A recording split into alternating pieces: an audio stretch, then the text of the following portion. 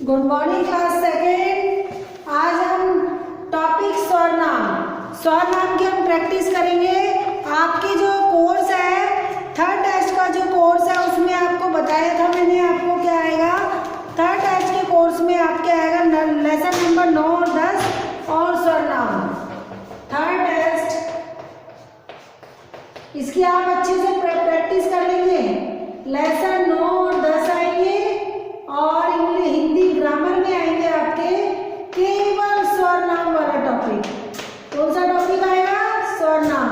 आप अच्छे से इनकी प्रैक्टिस कर लेंगे, ठीक है। आप स्वर नाम की मैंने परिभाषा तो आपको लिखा दी, इसके पार्ट्स मैंने आपको लिखा दिए। आज मैं इसके पार्ट्स की थोड़ी प्रैक्टिस करा देती हूँ, क्योंकि जो क्वेश्चन बने हैं स्वर नाम के जो 6 पार्ट थे जो मैंने आपको लिखवाए थे उन्हीं में से इसके क्वेश्चन बने हैं। देखो पहला है स्वर नाम कहते किसे हैं? जिन शब्दों का प्रयोग संज्ञा शब्दों के स्थान पर किया जाता है उन्हें हम स्वर नाम कहते हैं। अब इसके पार्ट क्या है? पहला पुरुषवाचक स्वर नाम, फिर निश्चयवाचक स्वर नाम, अनिश्चयवाचक स्वर नाम, संबंधवाचक स्वर नाम, प्रश्नवाचक स्वर नाम। इसमें तो आपको पता ही लग रहा है प्रश्न पूछे जाए क्या है, क्यों कर रहे हो, जिसमें प्रश्न का बोध होता है जिस वाक्य में, तो उसे हम कहते हैं प्रश्नवाचक स्वर नाम। ऐसे शब्द जो दो शब्दों को एक साथ मिलाकर नया वाक्य बनाए, दोनों में संबंध स्थापित करे, उसे हम कहते हैं संबंधवाचक स्वर नाम। अब यह है अनिश्चयवाचक, जिसका हमें पता होना हो, जैसे दूध में कुछ पड़ा है, सड़क पर कोई, दरवाजे पर कोई आया है या चाय में देखो कुछ चाय में चीनी है या नहीं है, मतलब जिसका हमें पता ना हो, अनिश्चय हो, जिसका हमें पता ना हो उसे हम कहते हैं अनिश्चयवाचक स्वर नाम। निश्चयवाचक स्वर नाम जिसका हमें पता हो, जिसके बारे में हमें जानकारी और उसके बारे में हम बताते हैं तो उसे हम कहते हैं निश्चयवाचक स्वर नाम। उसके बाद हम कहते हैं कि प्रश्नवाचक स्वर नाम। उसके बाद क्या है? प्रश्नवाचक स्वर नाम। प्रश्नवाचक स्वर नाम क्या होता है? प्रश्नवाचक स्वर नाम होता है प्रथम। प्रश्नवाचक स्वर नाम आप पढ़ जो। फिर पुरुषवाचक स्वर नाम, जो आपके बारे में या किसी के बारे में निश्चित बात कही जाती है उसे कहते हैं। तो अब आप देखो पुरुषवाचक स्वर नाम।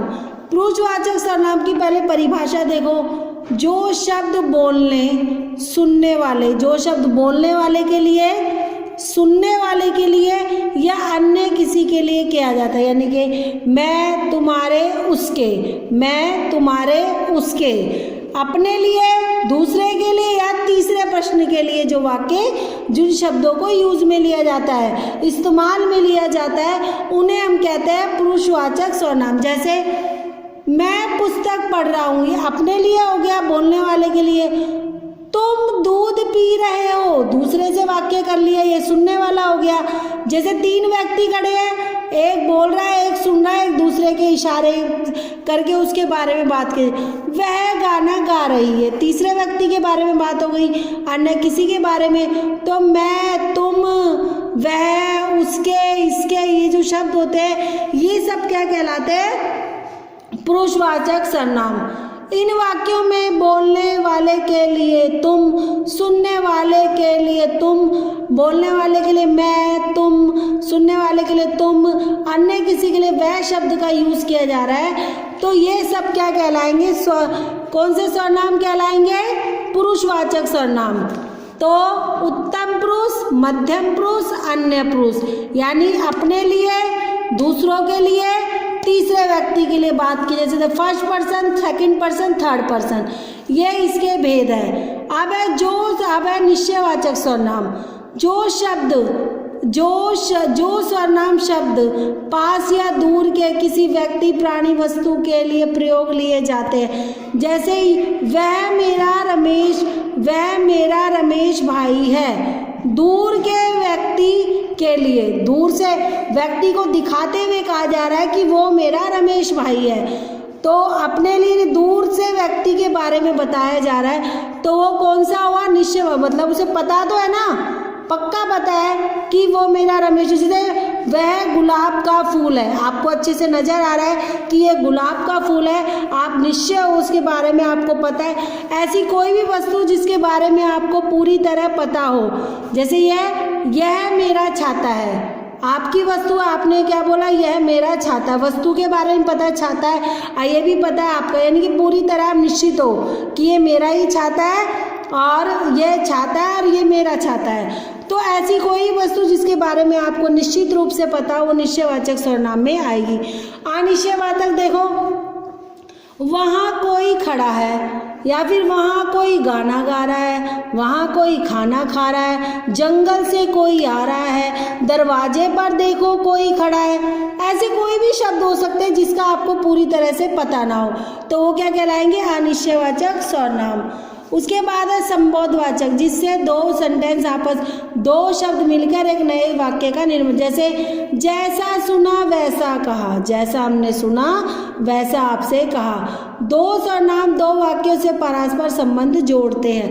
जो पढ़ेगा वह पास होगा, या फिर जैसा करोगे वैसा भरोगे, ठीक है ना।